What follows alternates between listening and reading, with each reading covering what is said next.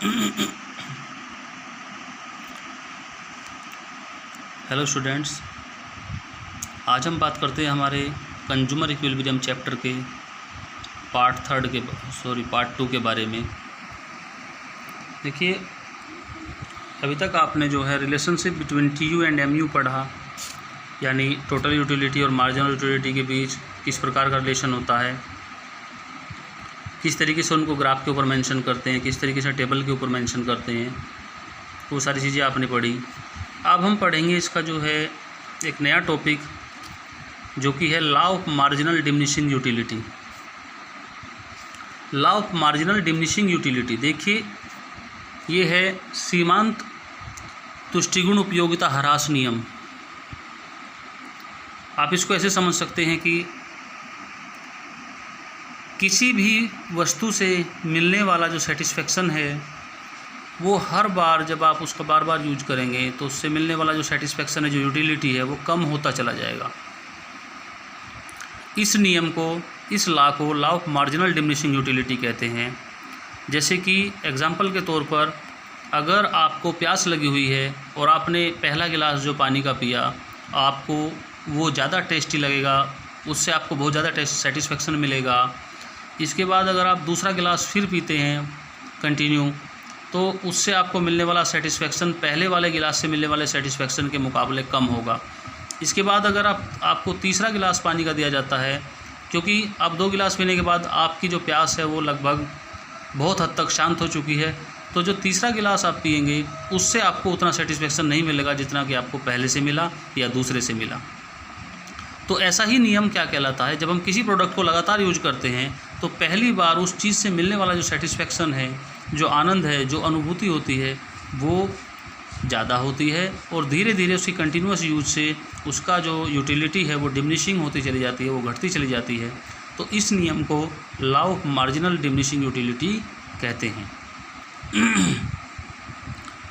तो आपको समझ में आया होगा law of marginal diminishing utility. ये सिद्धांत क्या कहता है? ये कहता है कि किसी भी प्रोडक्ट से, किसी भी वस्तु से मिलने वाला जो सेटिस्फेक्शन है, वो उसके हर बार यूज के साथ घटता चला जाता है, और एक टाइम ऐसा आता है कि उससे मिलने वाला सेटिस्फेक्शन 0 हो जाता है, और फिर उसके बाद अगर हम कंटिन्यू उसका यूज फिर भी कर रहे हैं तो वो माइनस में भी जा सकता है। चलिए, तो ये था हमारा law of marginal diminishing utility. इसके बाद बात करते हैं कंज्यूमर इक्विलिब्रियम। देखिए, बहुत इंपॉर्टेंट है। इक्विलिब्रियम का मतलब होता है बैलेंस, यानी बराबर, इक्वल। कंज्यूमर इक्विलिब्रियम का मतलब है उपभोक्ता की एक ऐसी स्थिति जब वो जितना पैसा खर्च करता है, अगर उसने कोई प्रोडक्ट खरीदा, किसी चीज़ का जो है, किसी चीज़ के ऊपर पैसा खर्च किया, तो उससे मिलने वाला सेटिस्फेक्शन उसने जो प्राइस खर्च किया उसके बराबर हो।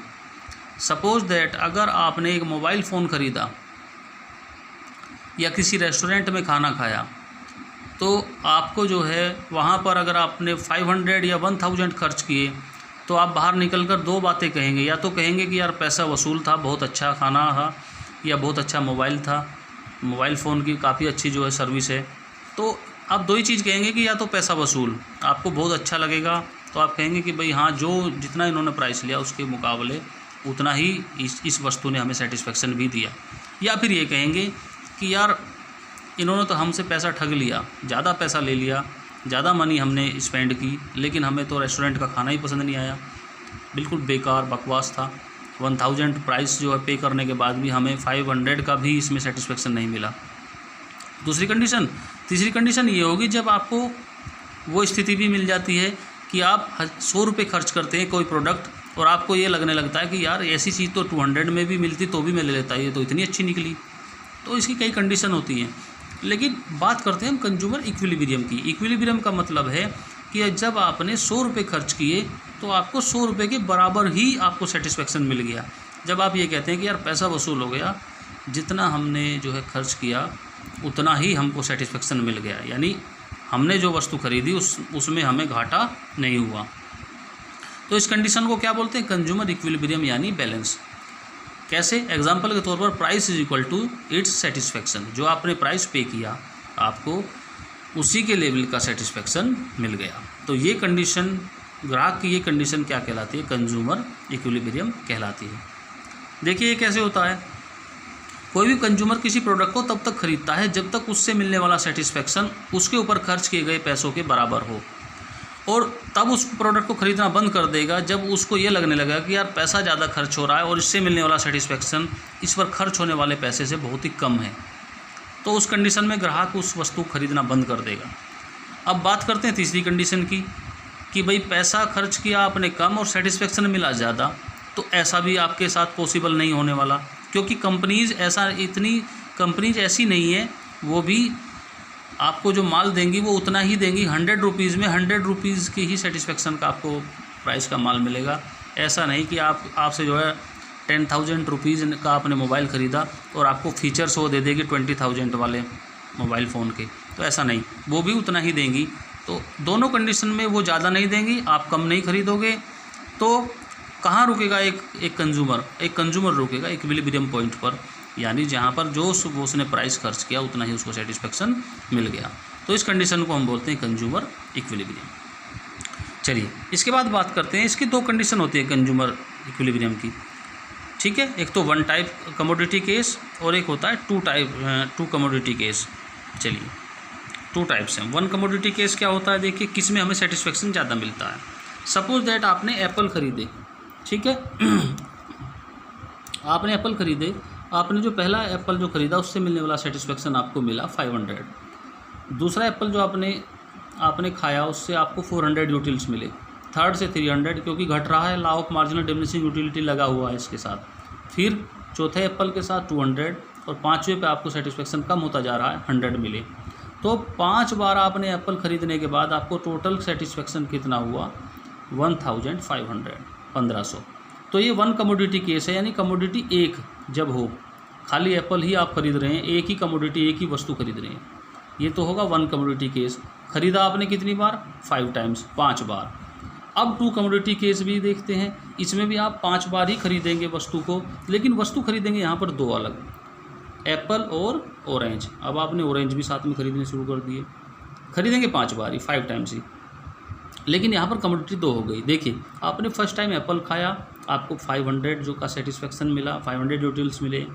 फिर सेकंड टाइम आपने ऑरेंज के ऊपर चले गए, क्योंकि ऑरेंज आपके लिए बिल्कुल न्यू है, तो इसलिए उसको जब आपने खाया तो उसका भी आपको जो सेटिस्फेक्शन था वो 500 ही मिला, घटा नहीं, क्योंकि आपने दूसरी टाइम एप्पल नहीं खाया, आपने खाया ऑरेंज, आपने कमोडिटी बदल दी। आप सेम कमोडिटी पे चलते तो घट जाता आपका सेटिस्फेक्शन, लेकिन आपने कमोडिटी चेंज कर दी तो आपका सेटिस्फेक्शन बना रहा, ठीक है। चलिए तो 500 एप्पल से मिले, सेकंड नंबर पे ऑरेंज आपने परचेज की, वो खाया, तो आपको फिर से 500 ही यूटिल्स मिले। नंबर 3 पे फिर आप एप्पल के ऊपर पहुंच गए, क्योंकि आप एप्पल आप सेकंड टाइम परचेज कर रहे हैं, तो आपकी यूटिल्स घटनी थी, 400 हो गई। अब फिर ऑरेंज के ऊपर आ गए, ऑरेंज की भी घटनी थी सेकंड टाइम, 400। अब फिर आप एप्पल के ऊपर आ गए, तो एप्पल की हो गई 300। यानी आपने टोटल 5 टाइम्स ही वस्तु खरीदी, 1 2 3 4 और 5। लेकिन अब की बार इन सब का टोटल कितना हुआ, यूटिल्स टोटल 5 टाइम ही आपने खरीदी, इन सब के यूटिल्स हुए 2100। तो आप ये समझ सकते हैं कि 2 कमोडिटी केस में जब आप 2 वस्तुएं खरीदते हैं, 5 बार ही खरीदते हैं, तो उनसे मिलने वाली यूटिल्स 2100 है। और जब आप 1 कमोडिटी केस में आपने खरीदा था तो आपको यूटिल्स मिले कम, वो मिले 1500। तो यानी 2 कमोडिटी केस में आपको ज़्यादा यूटिल्स मिल सकते हैं, लेकिन हम law of marginal diminishing utility क्यों बता रहे हैं, ये है केवल एक कमोडिटी के ऊपर। ये जो लॉ लगता है, ये लॉ जो है ये 1 कमोडिटी केस के ऊपर लगता है, 2 कमोडिटी केस के ऊपर नहीं। चलिए इसके बाद इसके लिमिटेशंस के बारे में बात करते हैं। लिमिटेशंस कौन सी कंडीशन है जिनके ऊपर ये अप्लाई होता है, अगर वो आपने चेंज कर दी तो ये अप्लाई नहीं होगा। पहली चीज़, commodity should not be change. जो आप कमोडिटी खरीद रहे हैं, जो वस्तु खरीद रहे हैं, वो चेंज नहीं होनी चाहिए। जैसे कि आपने 2 कमोडिटी केस में चेंज किया, पहले एप्पल खरीद लिया, फिर ऑरेंज, फिर एप्पल, फिर ऑरेंज, तो आप लगातार चेंज कर रहे हैं, तो ये नहीं होना चाहिए। इसके ऊपर लॉ ऑफ मार्जिनल डिमिनिशिंग नहीं लगेगा, इसके ऊपर लगेगा क्योंकि आप लगातार एप्पल ही खरीद रहे हैं। तो पहली condition, commodity should not be change. दूसरी condition, it should be used continuously. दूसरी कंडीशन है कि आप किसी भी वस्तु का जो है लगातार यूज कीजिए, आपको गैप नहीं देना है। आपने सपोज दैट एक एप्पल आज खाया तो आपको 500 का सेटिस्फेक्शन मिला, एक आप कल खाएंगे क्योंकि कल आपको वो उतना ही सेटिस्फेक्शन देगा 500। आपको लगातार यूज करना है। जैसे कि मैंने आपको एग्जांपल दिया था, पानी आपको प्यास लगी है, अगर आप आज प्यास लगे पर पानी पिएंगे तो लगातार आप कई गिलास ही पिएंगे, तभी आपको ये लॉ लग पाएगा। अगर आपको आज प्यास लगी, आपने पानी पिया आज 1 गिलास, फिर कल भी प्यास लगी, कल फिर 1 गिलास पिया, तो वो बराबर सेटिस्फेक्शन देगा, वो नहीं घटेगा। तो दूसरी बात है, it should B use continuously, लगातार इसको आपको जो है यूज करना है कमोडिटी को, इसमें गैप नहीं देना है, ज़्यादा टाइम नहीं देना है। तो ये उसकी कंडीशन है। अगर ये कंडीशन आप फॉलो करते हैं तो आपका law of marginal diminishing utility apply हो जाएगा। तो उम्मीद है ये यहाँ तक का आपको चैप्टर का ये टॉपिक बहुत इंपॉर्टेंट है, कई बार पूछ लिया जाता है एग्जाम में, आपको अच्छे से समझ में आया होगा। Thank you.